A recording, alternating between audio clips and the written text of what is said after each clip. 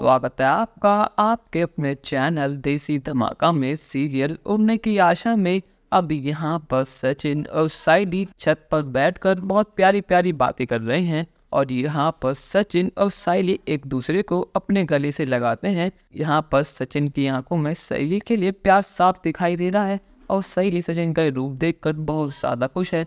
पर लेकिन उन दोनों को पता भी नहीं है कि उन दोनों की ज़िंदगी इस रात के बाद बदलने वाली है। जी हाँ दोस्तों, अब यहाँ पर रेणुका जब पानी पीने के लिए उठती है तो वो देखती है कि साइली वहाँ पर है ही नहीं, तो वो इसलिए छत पर साइली को देखने जाती है। और जब वो देखती है कि सचिन और साइली आपस में गले मिल रहे हैं तो उसके तो होश उड़ जाते हैं। उसे यकीन ही नहीं होता कि ये फूलवाली इतनी बेशर्म हो चुकी है कि उसके बेटे का रात में फ़ायदा उठा रही है।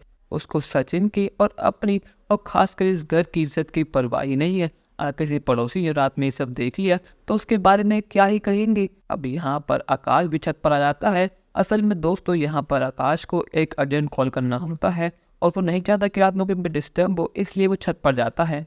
पर लेकिन जब वो ये सब देखता है तो उसको बहुत बुरा लगता है कि उसकी वजह से उसके दादा को छत पर सोना पड़ रहा है, उसकी बहनी को उसकी वजह से इतना सब कुछ देखना पड़ रहा है। आकाश के मन में ये सब देखने के बाद एक तूफान आ चुका है और वो तूफान शांत होने का नाम ले ही नहीं रहा। अब यहाँ पर सुबह होते के साथ ही आकाश उससे बैंक घर छोड़ देता है और कहता है कि मुझे इस घर में नहीं रहना, मेरी वजह से मेरी बहनी को इतनी परेशानी होती है, अब मैं यहाँ पर एक पल नहीं रहूँगा। पर लेकिन यहाँ पर सचिन उस समय घर पर होता ही नहीं है।